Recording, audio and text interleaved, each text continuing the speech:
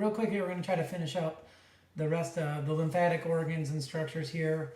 What we're really just going to talk about real quick is just where we, besides the lymphatic vessels and kind of how that is getting returned back to the body, we're going to talk a little bit about just what I refer to as primary lymphatic structures and then these secondary lymphatic structures. So what defines a primary lymphatic structure is that it is involved in the maturation or the formation of lymphocytes. So that is really just going to be specifically red bone marrow and the thymus, whereas secondary lymphatic structures, these are lymphatic structures that are going to house lymphocytes, but they are not involved in the maturation or the formation of those lymphocytes. So these are going to be areas of lymphatic tissue throughout the body that are involved in the immune response, and it's really going to be a group of these lymphocytes together. But again, they weren't formed there. They were not maturing there. They came there fully formed.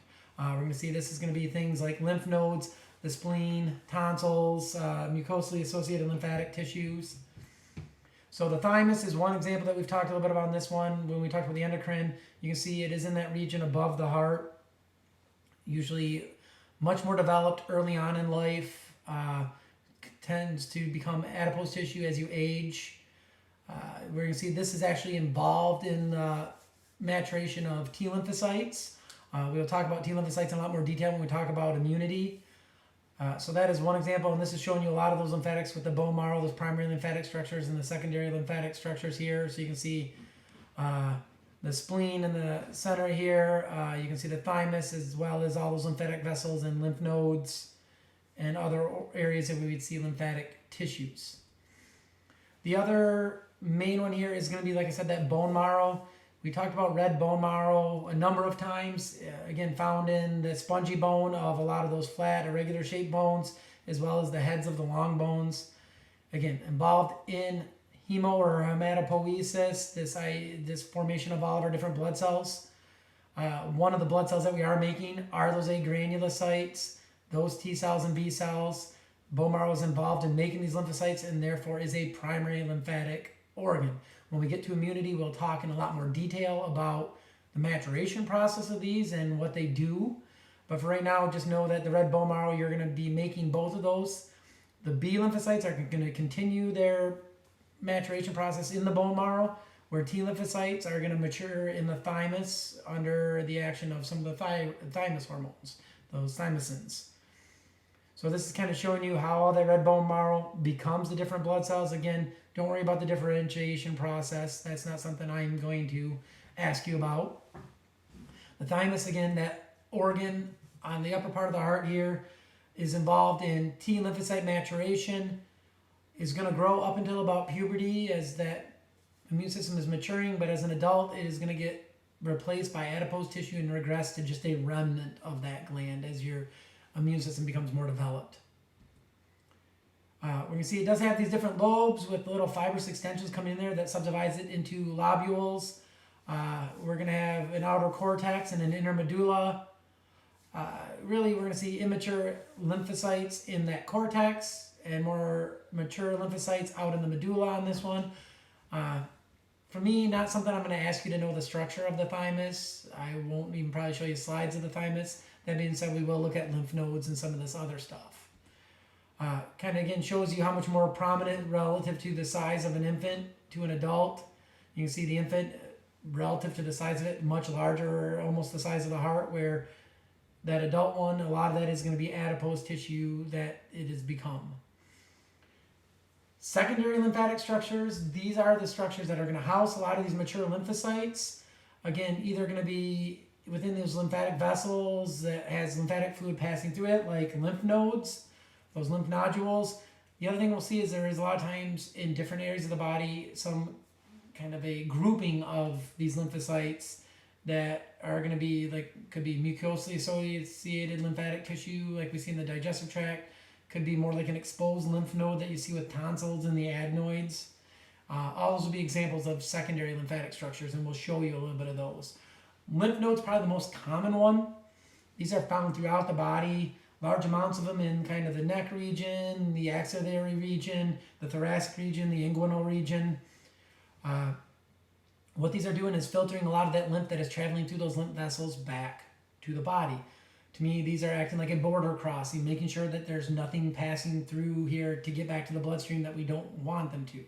Much like a border agent would go, are you bringing alcohol, tobacco, drugs into this country?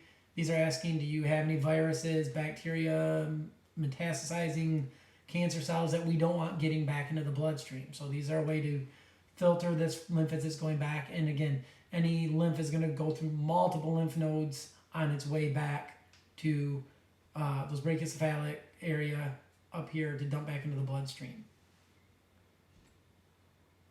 We're going to see they generally have multiple vessels going in and then only one going out. So this is a good way to screen a lot of that fluid coming in and make sure that you only have one exit point. So it's kind of a choke point for this fluid to be screened for microorganisms. Again, we're going to have fibrous connective tissue. Actually, that reticular connective tissue is what's making up a lot of this. Subdivides it in, has these little extensions going in that are called trabeculae that subdivide this node into what are we're going to call these little germinal centers. And much like a lot of other organs, going to have kind of a cortex part and a medulla on it. So each lymph node is going to have these reticular fibers supporting each little circular structure. Those are called germinal centers. Those germinal centers are going to house B lymphocytes and macrophages. Then on the outer region surrounding these germinal centers, we have this region that is containing T lymphocytes and some other antigen-presenting cells like macrophages and dendrites.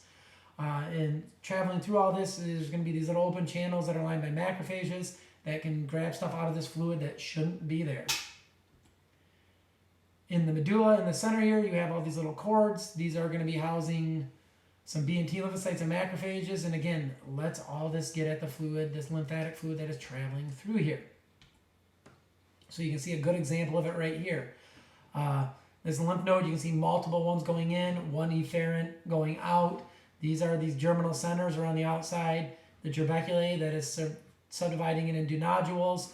You're going to have a lot of B lymphocytes along here, and then T lymphocytes lining all these medullary cords where you have T lymphocytes, macrophages, and some B lymphocytes lining all this fluid as it's traveling. Those fluid-filled cavities that are traveling through this to that efferent or exiting vessel. And if you actually look at it, you can see here's the lymph node histology, all those little germinal centers around here, the cortex around the outside, the medulla in the interior. Again, all going to travel through there and make its way through. Have macrophages lining this. If it sees something, it's going to respond to it. A lot of times these will swell in response to that site of infection, as it says here. Spleen's the last organ here. It is the largest organ of the body. Largest lymphatic organ of the body. It is actually doing a lot like what the lymph node does for the blood. All the blood is going to pass through here and be filtered through this. Contains this hilum, this connection where the blood vessels come in and out. Hello, I'm taping, so be quiet. Sorry. So the spleen, you can see blood supply going into it. Has a splenic artery drained by a splenic vein. We're going to see we have these two main areas that are called red pulp and white pulp. The white pulp has a central artery and is going to have these clusters of lymphocytes surrounding it. Again, as a way to filter that blood supply. These are very kind of sinusoidal capillaries traveling through here, so things can get in and out of the bloodstream and get at the blood, what's in the blood here. The red pulp, like I said, contains a lot of erythrocytes, which is what gives it its color, along with some macrophages and B lymphocytes. Have a lot of capillaries in here, which is why it is easy for this to be considered red pulp. And very permeable capillaries, again, letting stuff get in and out of the bloodstream here. One of the things we can see is the spleen does act as a platelet reservoir. The other thing it's going to do is by filtering the blood against pathogens, it does help reduce the idea of any of these systemic infections. And this, you can see the examples here. You have these little circular structures that are this white pulp. You can see the centralized artery on that. The red pulp is going to be everything else that's surrounding that.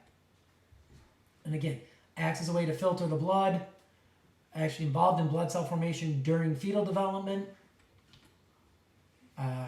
Again, as the stuff travels through here, all these lymphocytes and immune cells can get after what might be in the bloodstream. and again, it's filtering that blood so as it goes through the spleen. As I've said before, this is an organ we can live without. It does put you at a higher risk for systemic infections, but we can live without it. And this is also another spot where a lot of those blood cells are going to get recycled. And a splenectomy is this idea of removing that spleen. Again, used to be much more common. Remove these if there's damage to them. Nowadays, people, again, since we know more about this, try to maintain it if you can. But again, it is an organ you can live without. Tonsils, I don't really want to say a lot about them other than just know what they are. Again, secondary lymphatic structures that are kind of open, almost like open lymph nodes to the oral cavity. Again, these are substances that we might inhale or ingest, can get trapped around these, and we can trigger immune responses with these. And you have a number of these lining the back of the tongue, the back of the palate, as well as up in the back of the nasal cavity. All these kind of, again, monitoring air or things that you're ingesting into the body, again, can trigger an immune response if they come into contact with something foreign. And again, going to have T and B lymphocytes present in them that can help trigger that immune response. Again, another thing that we can live without, again, try not to remove these if possible, but sometimes you will have a tonsillectomy if you just continue to get infections on these. Other places we see these, sometimes you just see these non-connected to the vessels, lymph nodules, so things like mucosally associated lymphatic tissue. We see this lining, for example, the ileum in the small intestine. The last section of the small intestine, you see these big groups of lymphocytes that are underlying the epithelium. And these, again, stuff that gets ingested and makes it through the beginning part of the digestive tract, we can actually use these to trigger an immune response if something gets into that area. And again, kind of nicknamed MALT on these ones. So when we get to the digestive tract, I'll point this out. In the ileum, they are actually called Peyer's patches. It's these large collections of lymphatic cells that are underlying that intestinal mucosa. And this is just a nice summary, kind of showing you the primary lymphatic versus the secondary lymphatic structures. To me, know the basis of what they are. I will probably show you some slides of a spleen, some slides of a lymph node, just to kind of point those out. When we get to the digestive tract, we will see some of those Peyer's patches. But really, for this part here, just knowing which one's which, what's a primary lymphatic organ, what's a secondary lymphatic organ, and the basics of what they're doing is really what you need to know.